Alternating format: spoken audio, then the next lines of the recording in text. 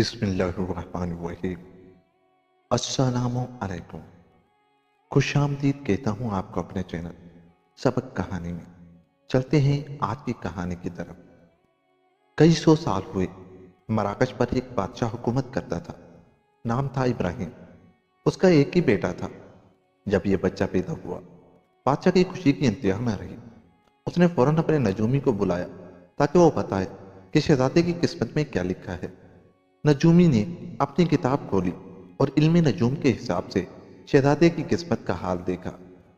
جب نجومی حساب کتاب کر رہا تھا تو بادشاہ نے دیکھا کہ اس کے چہرے پر ایک رنگ آتا ہے اور ایک جاتا ہے۔ وہ بار بار کتاب کے صفحے الٹ پلٹ رہا تھا، جیسے اس سے حساب میں غلطی ہو رہی ہو۔ جب کافی دیر گزر گئی، وہ کچھ نہ بولا تو بادشاہ کے صبر کی انتہا نہ رہی۔ اس نے پوچھا، جلدی بتائیے، ہمارے بیٹے کی قسمت میں کیا لکھا ہے؟ بری خبر ہے بادشاہ سلامت، آپ نہ ہی سنیں تو اچھا ہے، نجومی نے عرض کیا۔ مگر بادشاہ نے اصرار کیا اور کہا، میں اپنے بیٹے کی قسمت کا حال جان کر رہوں گا۔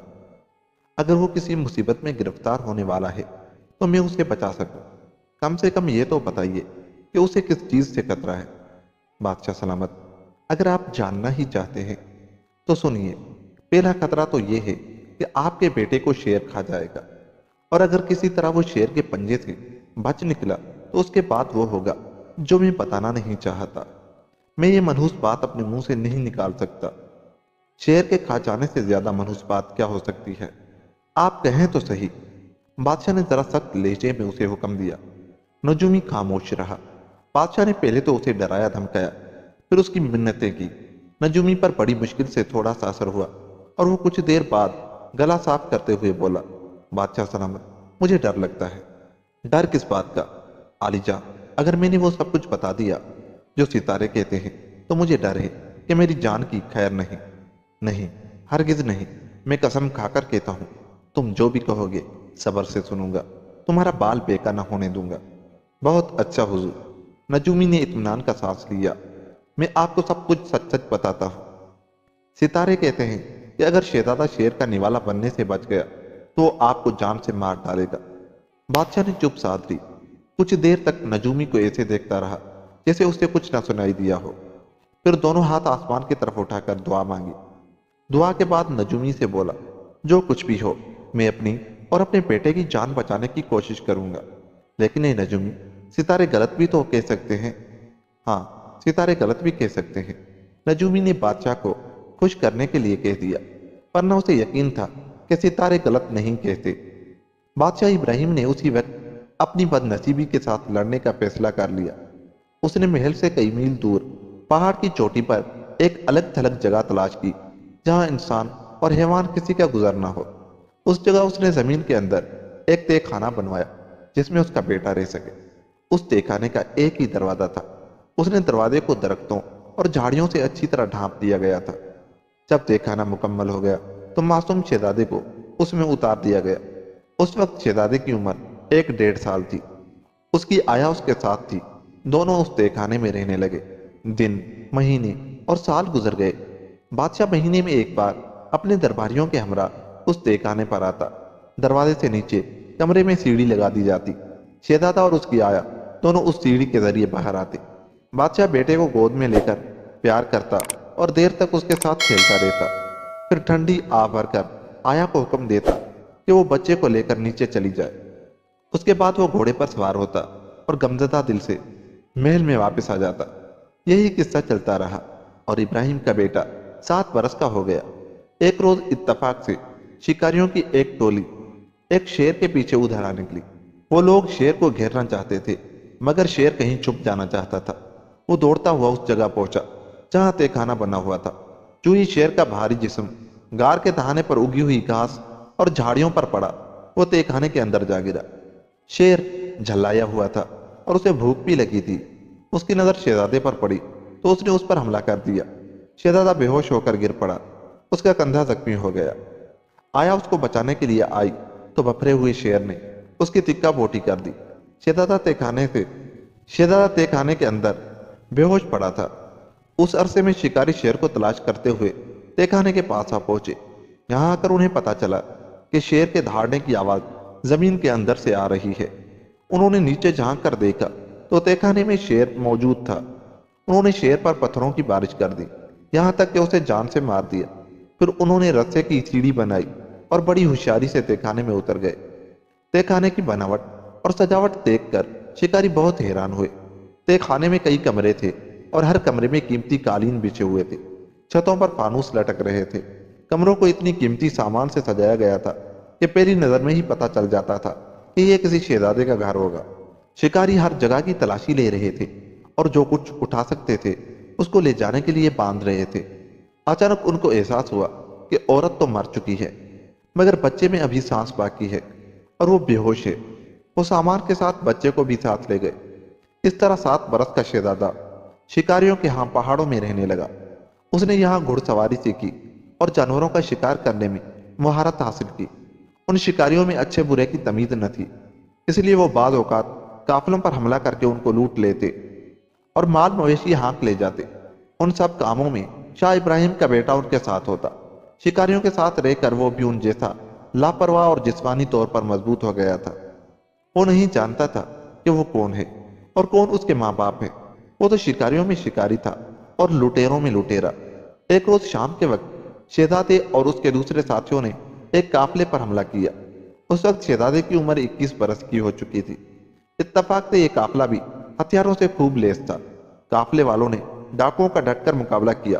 خون ریز جنگ ہوئی۔ شہزادہ زخم کھا کر بے ہوش ہو گیا۔ اگلی صبح جب اسے ہوش آیا تو وہ تنہا تھا۔ قافلے کا کہیں نام و نشان نہ تھا اور اس کے ساتھی بھی کہیں نظر نہ آتے تھے۔ وہ مارے گئے تھے، یہ اندازہ لگانا مشکل تھا۔ شہزادہ ہمت کر کے اٹھا۔ اس کے زخموں سے خون رس رہا تھا اور پورا جسم پھوڑے کی مانند دکھ رہا تھا۔ اس نے ارد گرد نگاہ دوڑائی تو دور دور تک کوئی نظر نہ آیا۔ آخر ہمت کر کے وہ اس راستے پر چلنے لگا جدھر سے ایک دن پہلے وہ اور اس کے ساتھی آئے تھے۔ اس کا خیال تھا کہ اس طرح شاید وہ اپنے ساتھیوں سے جا ملے۔ ابھی وہ زیادہ دور نہیں گیا تھا کہ اسے ایک شخص ملا جو کسی خزانے کا کھوج لگا رہا تھا۔ یہ کھوجی بھی عجیب قسم کے لوگ ہوتے ہیں، پگلے سے، دیوانے سے، لیکن ان میں ایک خاص بات ہوتی ہے، وہ یہ کہ یہ لوگ اپنی دھن کے پکے ہوتے ہیں اور چھپے ہوئے خزانوں کی تلاش میں جنگل جنگل، صحرا صحرا گھومتے رہتے ہیں۔ بعض اوقات دوسرے لوگ ان کو ملازم رکھ لیتے ہیں۔ ان لوگوں کی مہمیں بڑی خطرناک ہوتی ہیں۔ دبے ہوئے خزانوں کو نکالنے کے لیے انہیں زمین کو دور تک کھودنا پڑتا ہے اور کھودتے کھودتے یہ پاتال تک پہنچ جاتے ہیں۔ ان میں سے بعض کو دوبارہ اس دنیا میں آنا نصیب نہیں ہوتا اور بعض اپنی عقل کھو بیٹھتے ہیں۔ خزانوں کے کھوجی نے ابراہیم کے بیٹے کو روک کر پوچھا، کہاں جا رہے ہو؟ کہیں نہیں، شہزادے نے جواب دیا۔ کہاں سے آئے ہو؟ زمین کے اندر سے، شہزادے نے جواب دیا اور پھر ساری داستان کہہ سنائی۔ او، پھر تو تم میرے کام کے آدمی ہو، کھوجی نے ہنس کر کہا۔ میرے ساتھ چلو، ہم مل کر خزانے کی کھوج لگائیں گے۔ شہزادہ اس کے ساتھ اس کے خیمے میں پہنچا۔ اس میں وہ دونوں کئی دن رہے، کھاتے پیتے، گپے مارتے اور پھر سو جاتے۔ آخر شہزادے کی صحت ٹھیک ہو گئی۔ اب وہ پہلے جیسا طاقتور ہو گیا تھا۔ ایک دن دونوں خزانے کی کھوج میں پہاڑوں کی طرف روانہ ہوئے۔ گدھوں پر سوار تھے، کھوجی آگے آگے، کیونکہ وہی ان راستوں سے واقف تھا۔ آخر پہاڑ کی چوٹی پر پہنچ گئے۔ ایک خاص جگہ پر رک کر کھوجی نے جیب سے نقشہ نکالا، غور سے دیکھ کر ارد گرد نگاہ دوڑائی، ہر طرف گھوم پھر کر دیکھا اور پھر اسے تسلی ہو گئی کہ وہ ٹھیک جگہ پہنچے ہیں۔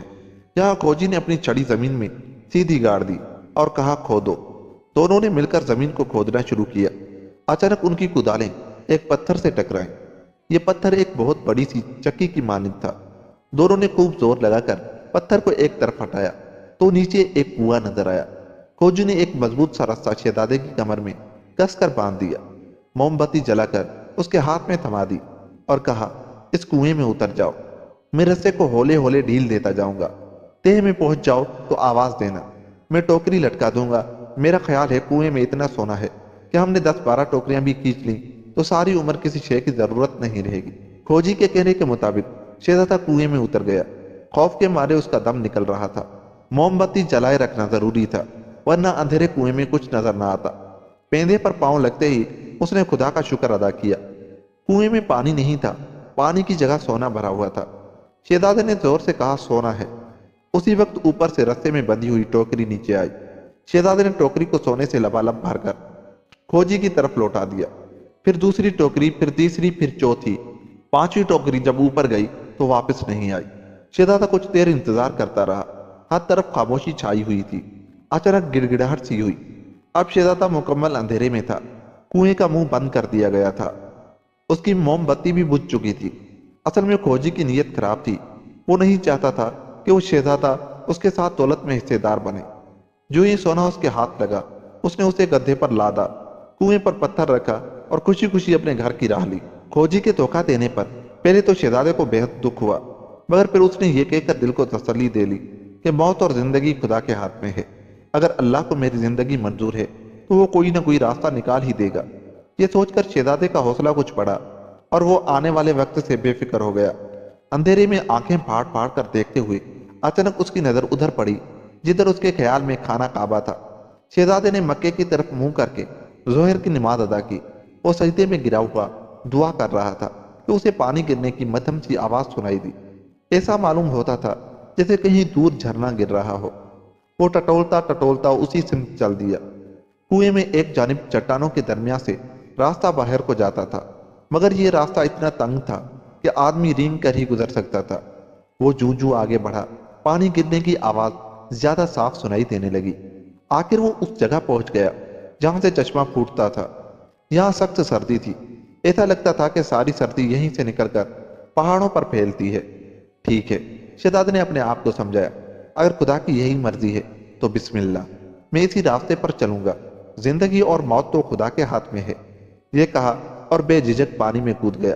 पानी की तेज लहरें उसे कहीं से कहीं ले गईं। अंधेरी और लंबी सुरंगों में से होता हुआ वो एक ऐसे सफर पर जा रहा था जिसके मुतालिक उसे कुछ मालूम ना था।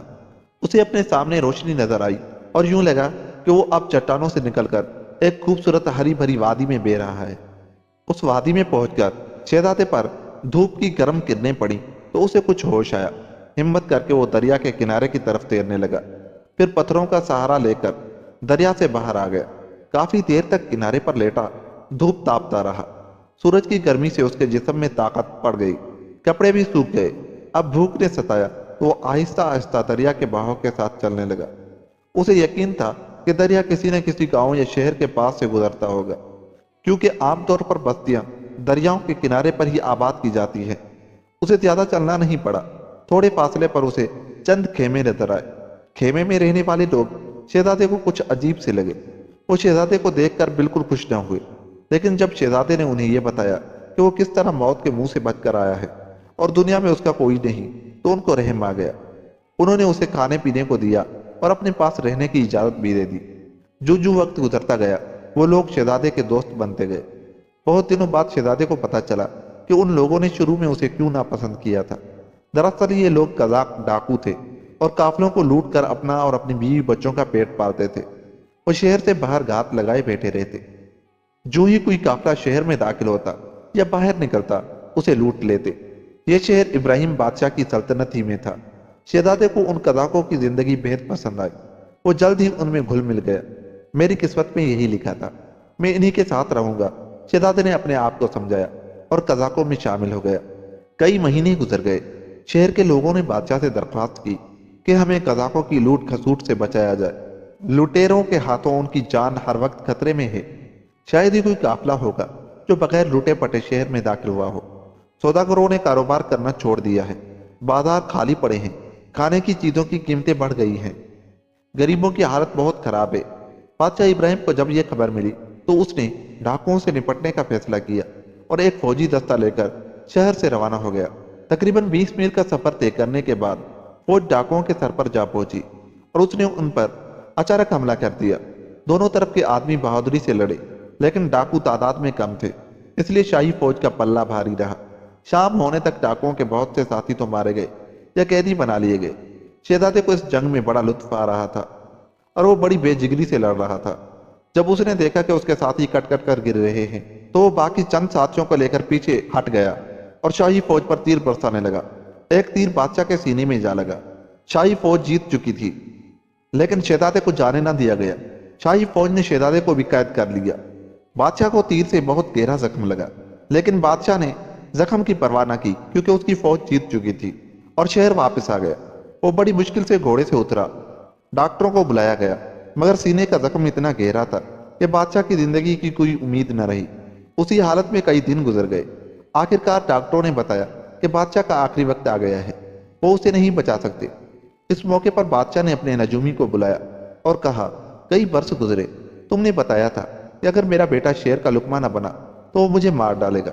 جی ہاں علی جان، نجومی نے جواب دیا، اور تم کو یہ بھی یاد ہوگا کہ جب ہم نے اس تہہ خانے کی تلاشی لی تھی جس میں شہزادے کو رکھا گیا تھا تو وہاں آیا اور شیر کی لاشوں کے سوا کچھ نہ ملا تھا۔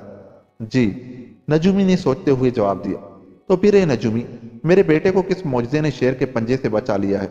اور یہ نوجوان وہی ہونا چاہیے کیونکہ میری موت اسی کے ہاتھوں لکھی ہے، مگر میں اس وقت ایک ڈاکو کے تیر سے مر رہا ہوں۔ کیا یہ ممکن ہے؟ حضور، اگر آپ کا بیٹا زندہ ہے تو وہ ڈاکوؤں کے اس گروہ میں شامل ہے۔ بادشاہ نے جب یہ سنا تو حکم دیا کہ قیدیوں کو اس کے سامنے لایا جائے۔ جب وہ آ گئے تو بادشاہ نے ان سے پوچھا، تم میں سے کس کے تیر سے میں زخمی ہوا ہوں؟ ایک ڈاکو آگے بڑھا اور ایک نوجوان کی طرف اشارہ کرتے ہوئے بولا، اے بادشاہ، آپ اس نوجوان کے تیر سے زخمی ہوئے ہیں۔ یہ نوجوان چند مہینے پہلے ہمارے گروہ میں شامل ہوا تھا۔ ہم میں سے کوئی بھی اس کے بارے میں نہیں جانتا کہ یہ کون ہے اور کہاں سے آیا ہے۔ ابراہیم نے نوجوان سے پوچھا، تمہارا نام کیا ہے اور تم کہاں کے رہنے والے ہو؟ مجھے ابن ابراہیم یعنی ابراہیم کا بیٹا کہتے ہیں، یہی میرا نام ہے، اس کے سوا میں اور کچھ نہیں جانتا۔ مجھے نہیں معلوم میرا باپ کون تھا، بس اتنا یاد ہے کہ جب میں بچہ تھا تو ایک تہہ خانے میں رہتا تھا، میرے ساتھ میری آیا تھی۔ پھر ایک دن وہاں ایک شیر آیا اور اس نے ہم دونوں پر حملہ کر دیا۔ میری آیا مر گئی اور میں زخمی ہو گیا۔ شہزادے نے بادشاہ کو بتایا کہ کس طرح شکاریوں نے اس کی پرورش کی۔ وہ زخمی ہوا تو کس طرح خزانوں کے کھوجی نے اس کی دیکھ بھال کی، اسے کنویں میں اتارا اور سارا سونا لے کر رفو چکر ہو گیا۔ پھر کنویں میں کس طرح اسے چشمے کا پتہ چلا اور وہ کنویں سے نکلنے میں کامیاب ہو گیا۔ پھر وہ قزاقوں کے گروہ میں شامل ہو کر قافلوں کو لوٹنے لگا۔ ساری کہانی سن کر شہزادے نے بادشاہ سے درخواست کی، بادشاہ سلامت، میرے ساتھیوں کو آزاد کر دیجیے۔ آپ میرے تیر سے زخمی ہوئے ہیں، ان کا کوئی قصور نہیں، یہی میرا بیٹا ہے۔ ابراہیم نے کہا، پھر باقی قیدیوں کے بارے میں حکم دیا، اگر یہ قسم کھائیں کہ آئندہ لوٹ مار نہیں کریں گے تو انہیں آزاد کر دیا جائے۔ اس کے بعد ابراہیم نے اپنے وزیروں کو بلایا اور کہا، خدا جو قسمت میں لکھ دیتا ہے وہ پورا ہو کر رہتا ہے۔ اب میرے تخت و تاج کا مالک میرا بیٹا ہے۔ یہ کہہ کر اس نے پاس کھڑے حیران پریشان شہزادے کو گلے لگا لیا اور تاج اس کے سر پر رکھ دیا، پھر ایسے لیٹ گیا جیسے بہت تھک گیا ہو۔ ابراہیم کے چہرے پر عجیب مسکراہٹ تھی۔ اس سے پہلے کہ بیٹا باپ سے کچھ کہے، بادشاہ ہمیشہ ہمیشہ کی نیند سو گیا، اور اس کے بعد اس کا بیٹا بڑے انصاف سے حکومت کرنے لگا، اور رعایا بھی اس سے بہت خوش تھی، اور ان قزاقوں کو بھی اس نے اپنے ملک میں رہنے کے لیے جائیدادیں دے دی، اور اس کے بعد وہ قزاق بھی سدھر گئے، اور یوں یہ کہانی ختم ہوئی۔ دوستو، اگر آپ کو ہماری یہ کہانی اچھی لگی تو ہمارے چینل کو سبسکرائب کر کے آپ بھی ہمارا حصہ بن جائیں، تاکہ ہماری ہر آنے والی کہانی کی نوٹیفیکیشن آپ کو بآسانی مل جایا کرے۔ ہماری ویڈیوز کو لائک اور شیئر کریں۔ ملتے ہیں کسی دلچسپ کہانی کے ساتھ، تب تک کے لیے اللہ نے کے بعد۔